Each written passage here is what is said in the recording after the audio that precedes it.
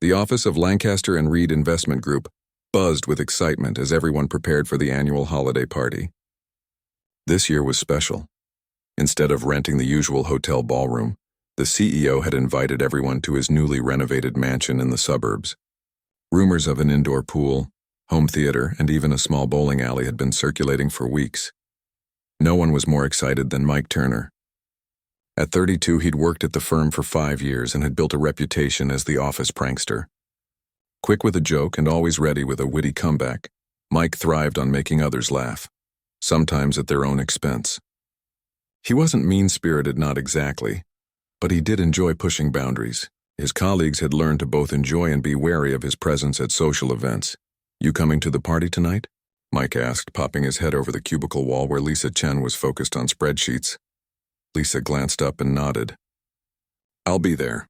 Just need to finish this quarterly report first." The mighty Lisa Chen always working, Mike said with a grin. "You know, you might actually have fun if you let yourself." Lisa gave a small smile and turned back to her computer. "Some of us take our jobs seriously, Mike." Mike watched her for a moment. Lisa had joined the company about 8 months ago, transferring from their West Coast office. She was brilliant with numbers and data analysis, but incredibly reserved.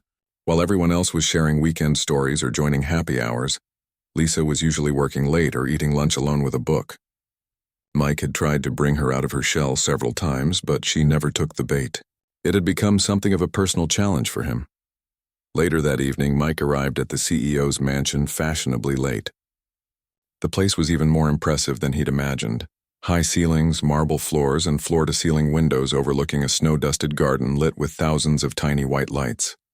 A massive Christmas tree dominated the main hall, and servers circulated with champagne and appetizers. Mike grabbed a drink and began working the room. He joked with the accounting team, teased the new interns about their first company party, and even managed to make the usually stern HR director laugh with his impression of their biggest client. He was in his element, the center of attention, feeding off the energy of those around him. After about an hour, Mike wandered into what appeared to be a music room.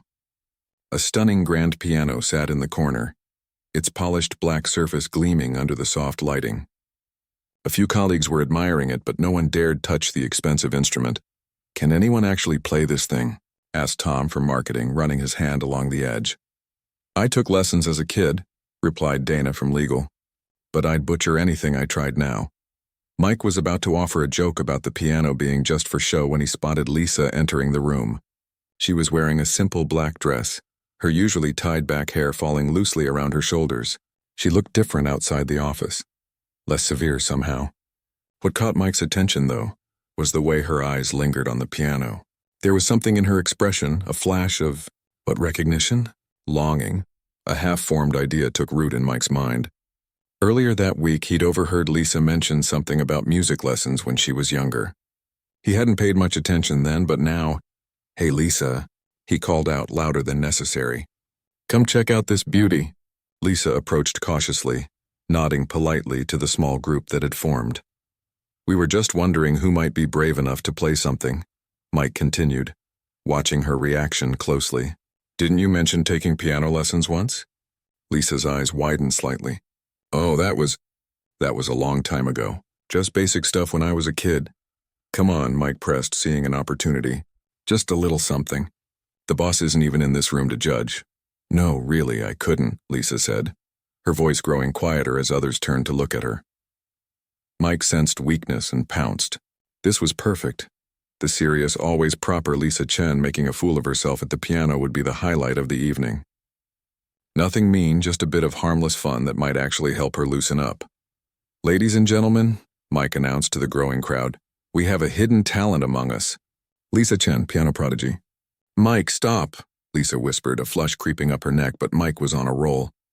"Don't be modest. Here, I'll even turn the pages for you." He gently but firmly took Lisa's elbow and guided her toward the piano bench, while the others watched with interest. "Just one song," someone called. Encouragingly, "Yeah, we won't laugh much," added another, drawing chuckles from the group. Lisa stood frozen beside the piano, her eyes darting toward the door as if calculating an escape route. Mike had seen this look before. the deer-in-headlights expression of someone about to be thoroughly embarrassed but too polite to make a scene. He almost felt bad. Almost. "Come on," he said, lowering his voice so only she could hear. "It'll be funny. Everyone will love it, especially if you're terrible. Just play chopsticks or something." Lisa looked at him directly then, and Mike was surprised by the intensity in her gaze. Not anger exactly, but something deeper. For a split second, he wondered if he'd pushed too far. "Fine," she said quietly. The room buzzed with anticipation as Lisa slowly sat down at the bench. Her posture was stiff, her hands visibly trembling as she placed them in her lap. Mike stood to the side, already imagining how he'd recount this story at next week's lunch break. How serious, uptight Lisa had finally cracked under pressure. The CEO chose that moment to enter the room, nodding approvingly at the gathering. Is someone going to play?" Wonderful. Now there was no backing out. Mike gave Lisa what he thought was an encouraging smile, though it felt more like a smirk. She closed her eyes briefly, took a deep breath, and lifted her hands to the keys. Mike leaned against the piano, ready for the stumbling notes and awkward pauses that would surely follow. He'd pretend to be supportive, of course. He wasn't cruel. He'd clap enthusiastically and say something like, "That was unique," and everyone would laugh, and maybe Lisa would finally lighten up a bit. The seconds stretched as Lisa sat motionless, her fingers hovering over the keys. The room had gone completely silent. Someone coughed. Mike's smile began to falter. Had he miscalculated? What if she just sat there, frozen in humiliation? That wasn't what he wanted. He was about to step in and make a joke to break the tension when Lisa opened her eyes. Something had changed in her expression. The nervousness was still there, but beneath it was something else, a quiet determination. She adjusted her position slightly, straightened her back, and took another deep breath. Mike watched, suddenly uncertain about what was about to happen. The look on Lisa's face didn't match what he'd expected. It wasn't the look of someone about to embarrass themselves. It was the look of someone stepping into familiar territory after a long absence. The clock on the wall ticked loudly in the silence. 10 seconds had passed since Lisa had taken her seat. 10 seconds of anticipation. 10 seconds that suddenly felt like the calm before a storm. Mike's smile completely disappeared as doubt crept in. What exactly had Lisa said about piano lessons? Had she mentioned how long she'd taken them? How good she was. He tried to recall the overheard conversation, but couldn't remember the details. As Lisa finally placed her fingers on the keys with purpose, Mike had the sudden sinking feeling that his joke was about to backfire spectacularly. The confidence in her posture, the precise placement of her hands. These weren't the actions of someone who'd taken a few lessons as a kid.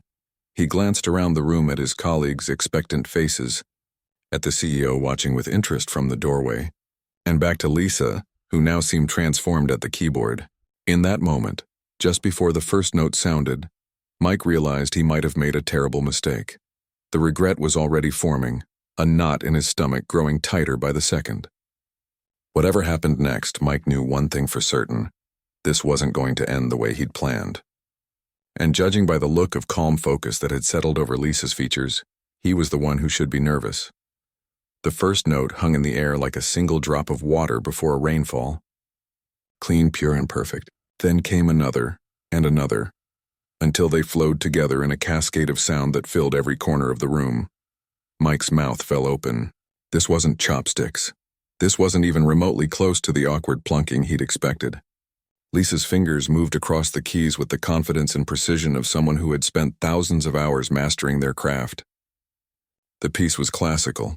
Mike didn't know enough about music to identify it, but he recognized beauty when he heard it. The melody was haunting, starting softly and building with intensity. Lisa's body swayed slightly as she played, her earlier nervousness completely gone. She didn't look at her hands or at the non-existent sheet music. Her eyes were closed, her face peaceful yet somehow full of emotion. This wasn't someone who had taken a few lessons as a kid. This was someone who had lived and breathed music. Mike glanced around the room. Everyone stood frozen, drinks half raised to lips, conversations abandoned mid-sentence. The CEO had stepped fully into the room now, his expression one of pleasant surprise. No one had expected this, least of all Mike, whose joke had just backfired in the most spectacular way possible. The knot in Mike's stomach tightened. What had he done? He'd meant to provide some light entertainment at Lisa's expense to break through her serious exterior and maybe help her connect with the team. Instead, he'd unknowingly pushed her into revealing something extraordinary, something personal that perhaps she hadn't been ready to share. As the piece progressed, changing from melancholy to something more complex and passionate, Mike found himself caught between admiration and shame. Lisa was incredible. Each note seemed to tell a story, to convey emotions words couldn't express. The room had fallen under a spell, the earlier party chatter replaced by respectful silence. Tom from marketing stood with his mouth slightly open. Dana from legal had tears forming in the corners of her eyes. Even Ryan, the perpetually disinterested IT manager, was watching with rapt attention. Mike had never seen anything command a room like this. Certainly not at a corporate holiday party where people were more interested in free alcohol than genuine connection. The music reached a crescendo, Lisa's hands dancing across the keys in a blur of movement. Her face showed the subtlest hints of concentration now. A small furrow between her brows as the piece demanded more technically, but there was something else there too, joy. Pure, unfiltered joy that Mike had never seen on her face before. For the first time since she'd joined the company, Lisa looked completely alive, completely herself. And he had almost robbed her of this moment. The thought made Mike's chest ache with regret. As the piece began winding down, returning to the gentler, more reflective notes of the beginning, Mike noticed something odd. The CEO was watching Lisa with a look of recognition, as if seeing her properly for the first time. He whispered something to his wife, who nodded with wide eyes. The final notes faded, lingering in the air like the last rays of sunset. For a moment, nobody moved or spoke. Lisa sat still, hands resting in her lap, eyes still closed as if reluctant to break the spell she had cast. Then the room erupted.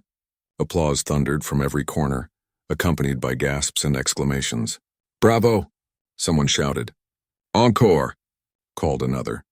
People who had been mingling in other parts of the house streamed in, drawn by the commotion.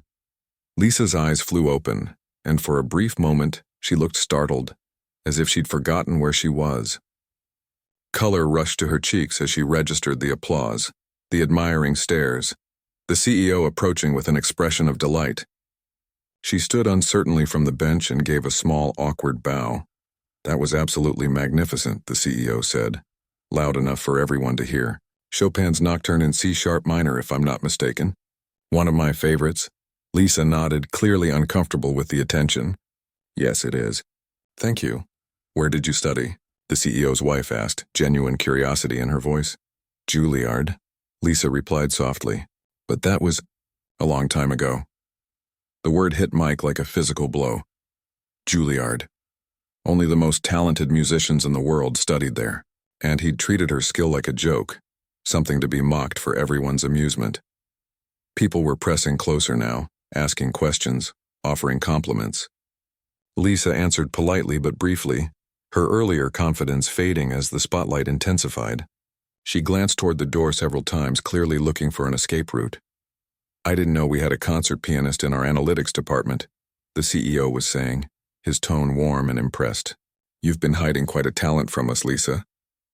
"I don't really play anymore," she replied, her voice almost lost in the buzz of conversation. "This is the first time in years, actually."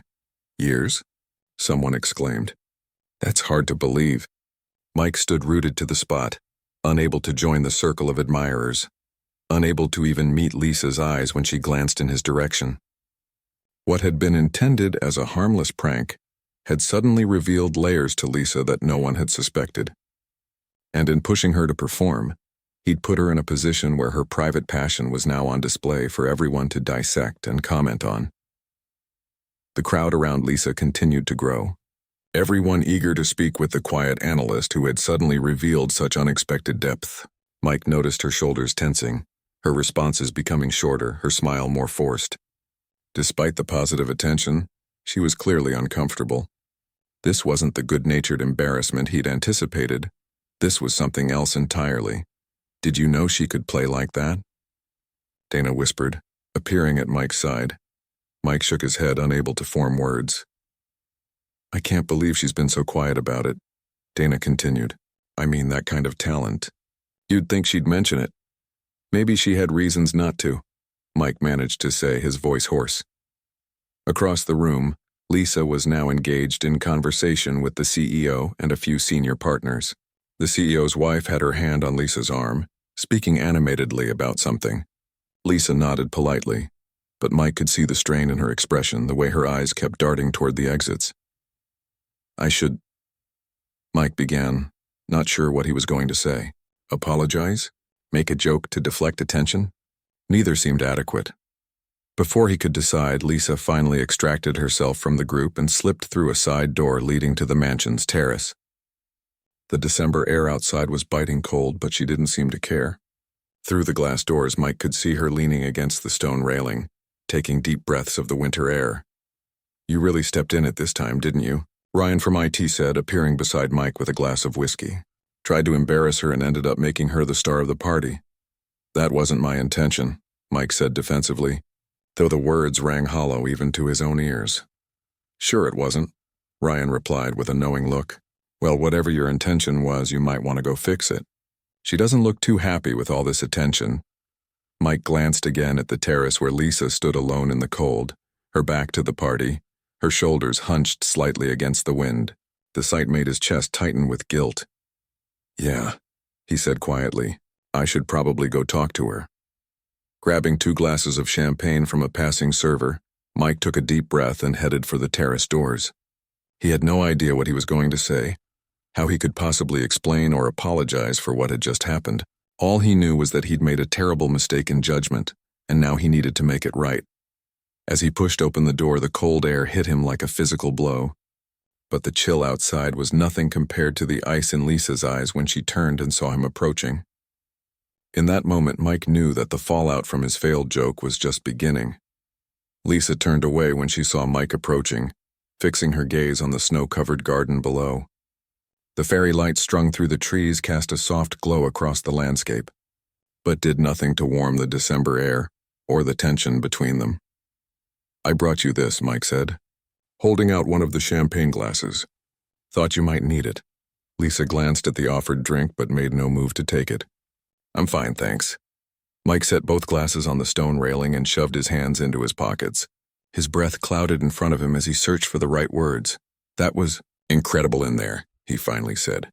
"I had no idea you could play like that." "Obviously," Lisa replied, her voice quiet but sharp. "That was the point of your little joke, wasn't it?" Mike winced. "Look, I'm sorry. I didn't mean to put you on the spot like that. I just thought—" "You thought what?" "That I'd embarrass myself? That everyone would have a good laugh at my expense?" Lisa finally turned to face him, her eyes reflecting the hurt beneath her anger. "Is that how you treat all your colleagues, or am I special?" The question stung more than Mike expected. He was used to being the office jokester, the guy who lightened the mood and broke the tension. People laughed at his pranks. They appreciated his humor. At least that's what he'd always told himself. It wasn't like that, he insisted, though even to his own ears the defense sounded weak. "I just thought you were too serious all the time. I wanted to help you loosen up, be part of the team." Lisa gave a short, humorless laugh. "By humiliating me? Great team-building strategy. I didn't know you were that good," Mike protested. "If I'd known you went to Juilliard, would it have made a difference?" Lisa interrupted. "If I'd been terrible, would that have made your joke okay? Would everyone's laughter have been worth it then?" Mike fell silent, unable to answer. She was right, and they both knew it. The wind picked up, sending a shiver through Lisa's frame. She was only wearing a thin dress, not meant for standing outside in winter. Despite her anger, Mike noticed the goosebumps on her arms. "You're freezing," he said, shrugging off his suit jacket and holding it out to her. "Here." Lisa hesitated, pride warring with practicality, before accepting the jacket and draping it over her shoulders. "Thanks," she muttered. They stood in silence for a moment, watching their breath form clouds in the cold air. The sounds of the party continued inside, muted by the glass doors, a world away from the quiet tension of the terrace. "Why'd you stop?" Mike asked finally. "Playing, I mean. You're amazing." Lisa's fingers tightened on the stone railing. For a moment, Mike thought she wouldn't answer.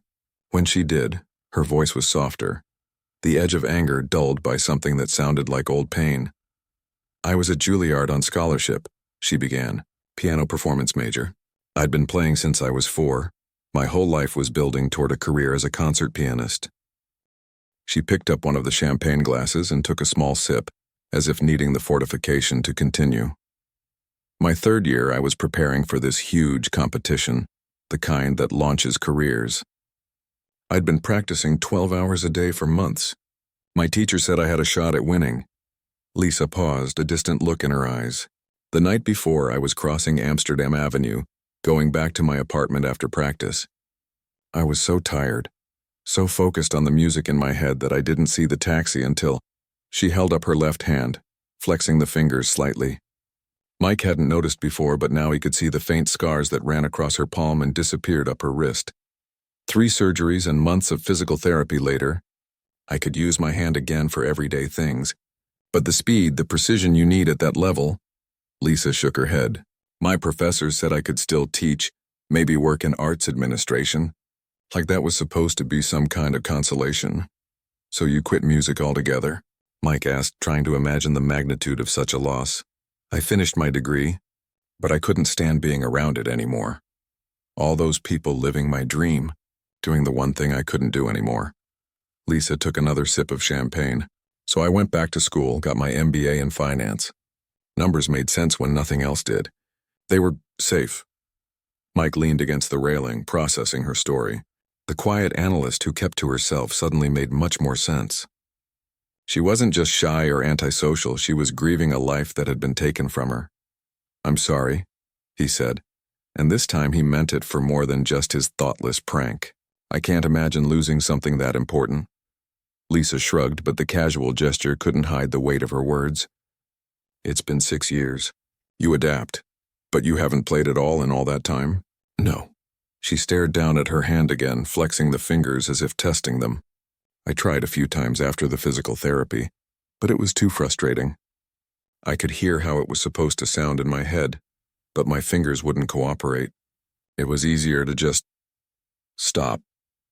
Until tonight," Mike said quietly. A ghost of a smile touched Lisa's lips. "Until tonight. And? How did it feel?" Lisa was quiet for so long that Mike wondered if she'd answer. When she did, her voice had lost its sharp edge, replaced by something more vulnerable. "It felt like coming home," she admitted, "and like losing everything all over again." The simple honesty of her answer made Mike's chest tight. He'd never considered himself an especially sensitive person, but in that moment, he felt the echo of her loss as if it were his own. "You were incredible in there," he said. "I know I already said that, but it's true. I've never seen anything like it." Lisa looked at him skeptically. "You don't know much about classical music, do you?" "Not a note," Mike admitted. "But I know what moved me, and that did." The wind gusted again, stronger this time, sending a few snowflakes swirling around them. Lisa pulled his jacket tighter around her shoulders. "We should go back inside," Mike suggested. "You must be freezing." Lisa glanced toward the glass doors where they could see people still mingling, some looking curiously in their direction. The CEO was visible, talking animatedly to a small group, occasionally gesturing toward the piano. "I don't think I'm ready to face everyone yet," Lisa said. "They're all going to want to talk about it, ask questions." "We could sneak out," Mike suggested. "There's a side door through the kitchen. I noticed it when I was getting a drink earlier." Lisa raised an eyebrow. "You want to leave the biggest company party of the year early?" "I'm pretty sure I've worn out my welcome for one night," Mike said with a self-deprecating smile. "Besides, I owe you one." 10. Lisa studied him for a moment as if trying to decide whether his offer was sincere or just another joke. Whatever she saw in his face must have convinced her. "Okay," she said finally. "But you're buying me dinner." "I'm starving." "Deal," Mike replied, feeling oddly relieved. "I know a great diner about 10 minutes from here. Best comfort food in town." They drained their champagne glasses and set them on the railing. As they turned to go, Lisa hesitated, looking back at the piano visible through the window. "You know they're all going to be talking about this on Monday," she said. "The whole office." "Probably," Mike agreed. "But maybe that's not such a bad thing." Lisa gave him a questioning look. "I mean, you've been hiding who you are since you started at the company," he explained. "Maybe it's time people saw the real Lisa Chen." "The real Lisa Chen is an analyst who's good with spreadsheets," she countered. "That's who I am now." "Maybe," Mike said as he held the door for her. Or maybe you're still the girl from Juilliard who can silence a room with Chopin.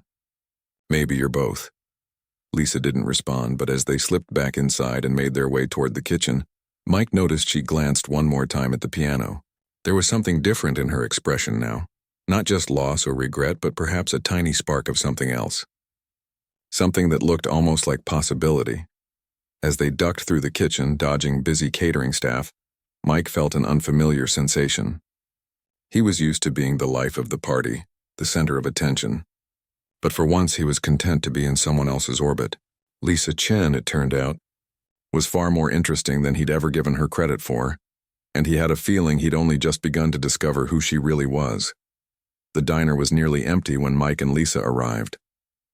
A few late-night regulars sat scattered at tables, nursing coffee and picking at slices of pie. Christmas lights hung in the windows, blinking cheerfully against the dark December night, and an old jukebox in the corner played soft holiday tunes. "Told you it was the best place in town," Mike said as they slid into a red vinyl booth by the window. Not exactly five-star dining, but their food is the real deal. Lisa was still wearing his jacket over her dress. She'd been quiet during the short drive, staring out the passenger window as snowflakes began to fall in earnest. Now, in the warm light of the diner, some of the tension seemed to leave her shoulders. "I haven't been to a place like this in years," she admitted, looking around at the vintage decor and handwritten specials board. There was a diner near Juilliard where we'd all go after late practice sessions. Same kind of vibe. A waitress approached with menus and water. "You two are dressed fancy for Lou's Diner," she commented with a friendly smile. "Coming from somewhere special?" "Company holiday party," Mike explained. "We decided to make an early exit." "Must not have been a very good party," the waitress said, setting down their waters. Lisa and Mike exchanged a look. "It had its moments," Lisa replied. They ordered coffee and food, a cheeseburger and fries for Mike, breakfast for dinner for Lisa. As the waitress walked away, an awkward silence settled between them. They'd never spent time together outside work before, and without the immediate crisis of the party to navigate, neither seemed to know quite where to begin. Mike fidgeted with his silverware, uncharacteristically nervous.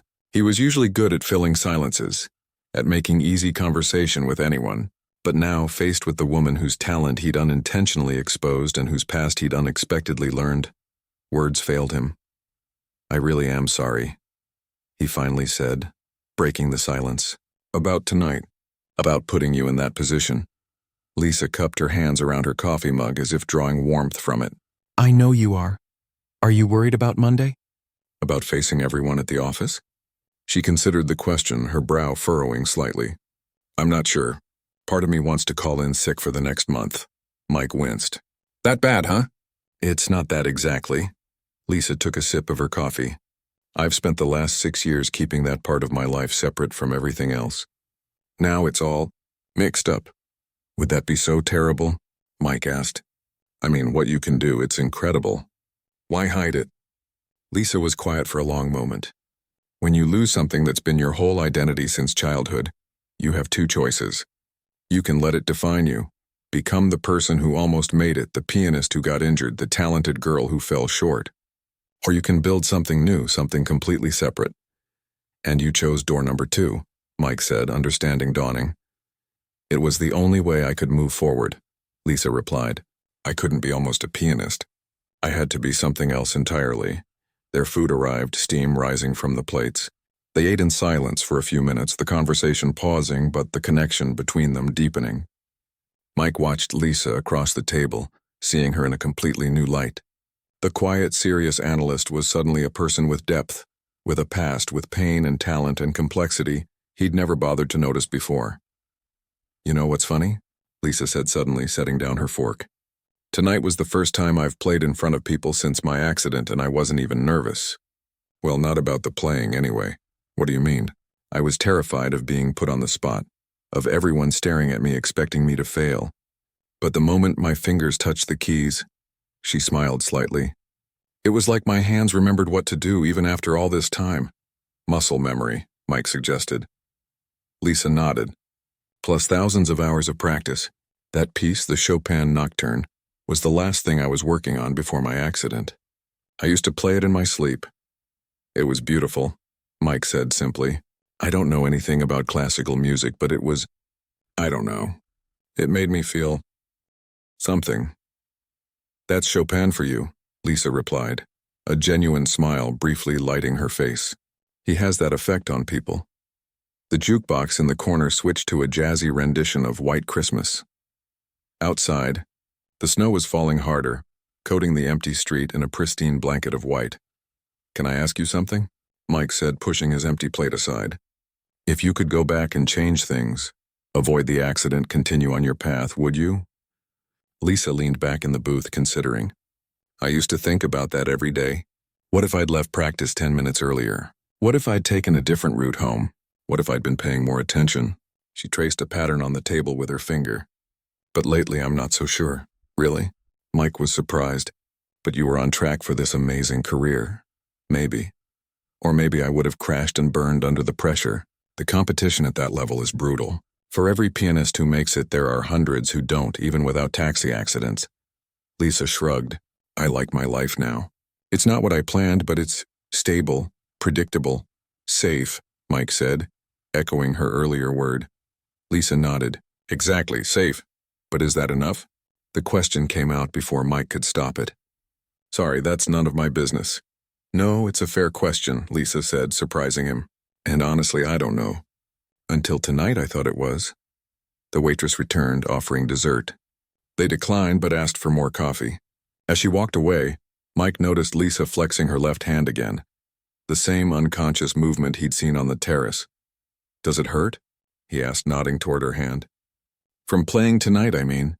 Lisa looked down as if surprised to find herself making the gesture. A little. Nothing like it used to. The doctor said I'd never regain full dexterity, but... She stretched her fingers wide, then made a fist. I've got about 90% range of motion now. The real issue is the stamina and speed. I can't play for as long, and certain techniques are harder. But you can play, Mike pointed out. Maybe not at Juilliard level, but better than 99.9% of the population. Lisa gave a small laugh. That's setting the bar pretty low. Or maybe you've just been setting it too high. Their eyes met across the table, and something shifted in the air between them. No longer colleagues forced together by an awkward situation, they were now two people seeing each other clearly for the first time. The waitress dropped off their check. Mike reached for it, but Lisa was faster. My treat, she said. You left your nice jacket on my shoulders and you missed most of the fancy party food. I wasn't really there for the food, Mike admitted. Those things are mostly about showing face, networking, making an impression. Well, you certainly made an impression tonight, Lisa said with a wry smile. Mike groaned. I'm never going to live this down, am I? Not if I have anything to say about it. They bundled up and headed out into the snowy night. The world had transformed while they were inside, everything covered in a thick layer of white. Their footprints were the only marks on the pristine sidewalk as they walked to Mike's car. Think we'll have a snow day Monday? Mike asked, brushing flakes from the windshield. Might solve your problem about facing everyone. Unlikely, Lisa replied. But it's okay. I've been hiding long enough, I think. Mike paused in his clearing efforts, looking at her over the roof of the car. What does that mean? Lisa took a deep breath, her exhale visible in the cold air. It means maybe it's time to stop running from who I was. Maybe there's a middle ground between concert pianist and office analyst where I can just be me. I'd like to meet that person, Mike said softly. Lisa smiled, a real smile that reached her eyes. You're getting there. The drive back to Lisa's apartment was quiet, but comfortably so. The radio played softly and the heater hummed as it fought against the winter chill. When they pulled up outside her building, Mike put the car in park but left the engine running. Thanks for the escape, Lisa said, hand on the door handle. And for listening. Any time, Mike replied. See you Monday? Lisa nodded. See you Monday. She was about to get out when Mike spoke again. Hey Lisa, for what it's worth, I think you should keep playing. Not for an audience or for a career or anything, just for you. Lisa didn't respond right away. She looked at the snow falling in the glow of the streetlights, her expression thoughtful. Maybe I will, she said finally. Then she got out, closed the car door, and walked through the snow toward her building. Mike watched until she disappeared inside, then sat for a moment longer, replaying the events of the evening in his mind. His thoughtless joke had led to something entirely unexpected. a glimpse beneath the surface of someone he'd never really seen before. And maybe, just maybe, a chance to make things right. Monday morning arrived with clear skies and no hope of a snow day. Lisa sat in her car in the company parking lot, gathering her courage. She was 15 minutes early, as usual, but today she lingered, watching other employees file into the building with their coffee cups and weekend stories. Her phone buzzed with a text message. "Coast is clear on the 3rd floor if you want to sneak in. I'll keep watch." Mike, despite her nerves, Lisa smiled. She hadn't expected to hear from him before work. She typed back a quick response. "Already here. Just working up the nerve. See you inside." Taking a deep breath, Lisa grabbed her bag and headed for the building. She'd spent the weekend alternating between anxiety about facing her colleagues and something else entirely, an urge she hadn't felt in years. After dropping Mike's jacket at the dry cleaners on Saturday, he'd insisted she keep it Friday night due to the snow. She'd found herself standing outside a music store downtown, staring at the grand piano in the window for nearly 20 minutes before walking away. Then Sunday evening, unable to resist any longer, she dug out her old electronic keyboard from the back of her closet. It wasn't the same as a real piano, but when she'd placed her fingers on the keys, something had awakened inside her. She'd played for almost 3 hours straight, her hands cramping by the end, but her heart lighter than it had been in years. Now, walking through the office doors, Lisa braced herself for stares and whispers. But the first few people she passed only offered their usual Monday morning nods and greetings. Maybe news of her performance hadn't spread as widely as she'd feared. That hope evaporated when she reached the break room to get coffee. 3 co-workers fell silent as she entered, their expressions a mix of curiosity and something like awe. "Good morning," Lisa said, trying to sound normal as she reached for a mug. "Morning." "Lisa," replied Jen from accounting. "How was your weekend?" "Quiet," Lisa answered, focusing on pouring her coffee. "Yours?" Good, Jen said, exchanging glances with the others. "So, that was really something at the party Friday night. I didn't know you played piano." And there it was. Lisa felt her shoulders tense but forced herself to turn around with what she hoped was a casual smile. "Thanks, it's just an old hobby." "Some hobby," said Dave from sales. "The CEO's wife was telling everyone you went to Juilliard. That's like the Harvard of music schools, right?" Lisa nodded, uncomfortable with the attention but determined not to hide. "I was there a long time ago. I don't really play much anymore." "Well, you could have fooled me," Jen continued. "My sister played piano all through school, and she said what you did was really advanced, like professional level." "I should get to my desk," Lisa said, eager to escape. "Lots to catch up on after the weekend." She hurried out, coffee in hand, feeling eyes follow her down the hallway. By the time she reached her cubicle, her hands were shaking slightly. Setting down her coffee, she took several deep breaths. This was exactly what she'd been afraid of, becoming Lisa the pianist instead of Lisa the analyst. Having her past define her present. "Rough start?" Mike's voice came from behind her. Lisa turned to find him leaning against her cubicle entrance, 2 donuts in hand. "Could be worse," she admitted. "At least no one's asked me to perform an encore yet." "Give it time," Mike said with a grin, offering her one of the donuts. "Peace offering?" Lisa accepted it with a small smile. "Thanks." "So," Mike said, lowering his voice, "on a scale of 1 to 10, how much do you hate me this morning?" "Honestly, maybe a 4. Down from 9 on Friday night." "Progress," Mike nodded. "I'll take it." Before Lisa could respond, her desk phone rang. She glanced at the caller ID and froze. It was the CEO's extension. "You should probably get that," Mike said, stepping back. "I'll check in later." Lisa picked up the phone with a sense of dread. Lisa Chen speaking. "Lisa, Robert Wilson here. Do you have a few minutes to stop by my office this morning?" "Of course, sir." "Is there a problem with the quarterly projections?" No, nothing like that. Just want to chat about something." "Let's say 10:30? "I'll be there," Lisa promised, hanging up with a growing sense of unease. The rest of the morning crawled by. Lisa tried to focus on her spreadsheets, but her mind kept wandering. To the CEO's upcoming meeting. To the whispers she heard as people passed her desk. To the memory of piano keys under her fingers after so many years. At precisely 10:30, she knocked on the CEO's door. Come in," he called, waving her toward a chair opposite his desk. "How are you settling in after the excitement of Friday night?" "Fine, thank you." Lisa said cautiously. Good, good. He leaned back in his chair, studying her with interest. You know, my wife is on the board of the City Symphony Orchestra. Lisa nodded, unsure where this was going. She was very impressed with your playing at the party.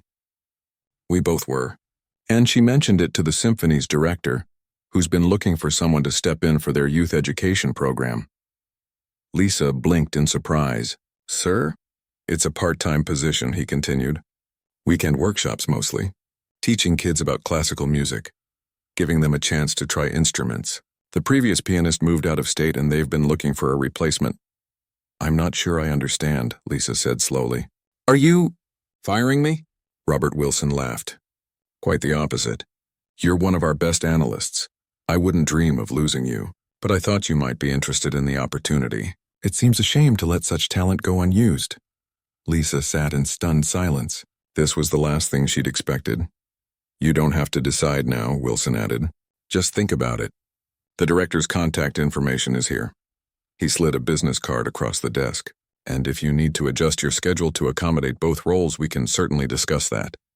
Thank you, Lisa managed to say, taking the card. I'll consider it. She walked back to her desk in a daze, the business card clutched in her hand like a talisman.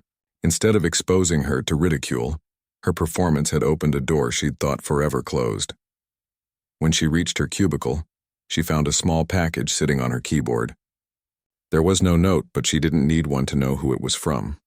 Unwrapping it carefully, Lisa found a miniature crystal piano, small enough to fit in her palm. Do you like it? Mike appeared behind her, looking uncharacteristically nervous. I saw it yesterday and thought, well, I'm still working on the whole apology thing. Lisa held the delicate figure up to the light, watching it catch and scatter the fluorescent glow of the office. It's beautiful, she said softly. But you didn't have to. I wanted to, Mike interrupted. I still feel terrible about putting you on the spot. But I also wanted to thank you. Thank me? For what? Mike leaned against her desk, his usual joking manner replaced by something more sincere. For reminding me that there's usually more to people than what we see on the surface. I've been thinking about it all weekend. How many others have I misjudged? How many stories am I missing because I'm too busy making jokes to actually listen? Lisa placed the crystal piano carefully on her desk, positioning it where the light hit it just right. We all have our ways of keeping people at a distance, she said. You use humor. I use silence. Maybe we're not so different, Mike smiled. Maybe not. He was about to say something else when Lisa's phone rang again. He waved goodbye as she answered, mouthing, Lunch later? Lisa nodded, picking up the receiver. The next few weeks brought changes Lisa could never have anticipated. She started small, playing her keyboard at home each evening, letting her fingers remember their old paths. She called the symphony director and agreed to observe a youth workshop, just to see what it was like. When a talented but nervous 10-year-old boy couldn't get through his piece at the workshop, Lisa found herself sitting beside him on the bench, guiding his hands through the difficult sections, her own fear forgotten in the face of his. Before she knew it, she was committed to 2 Saturdays a month with the youth program.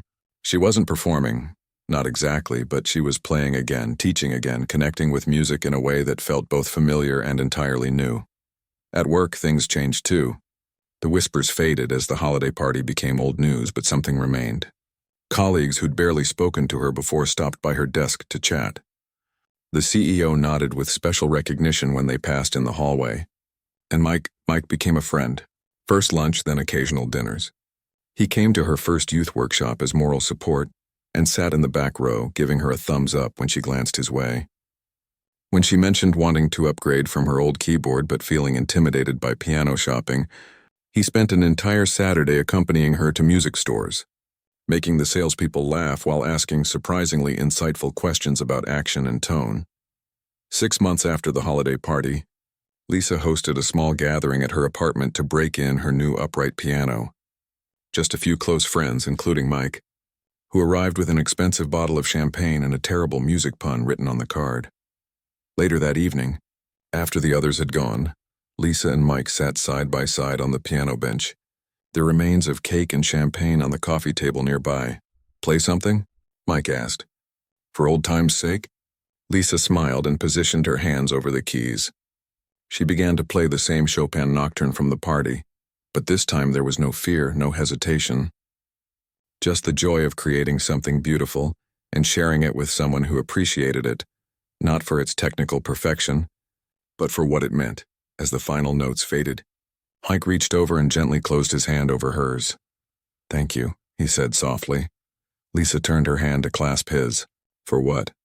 "For letting me hear the real you." Outside, the city hummed with life. Inside, in the quiet apartment with the new piano and old music, two people who had once been strangers sat together, connected by an accident of timing and a joke gone wrong that somehow, against all odds, had gone exactly right.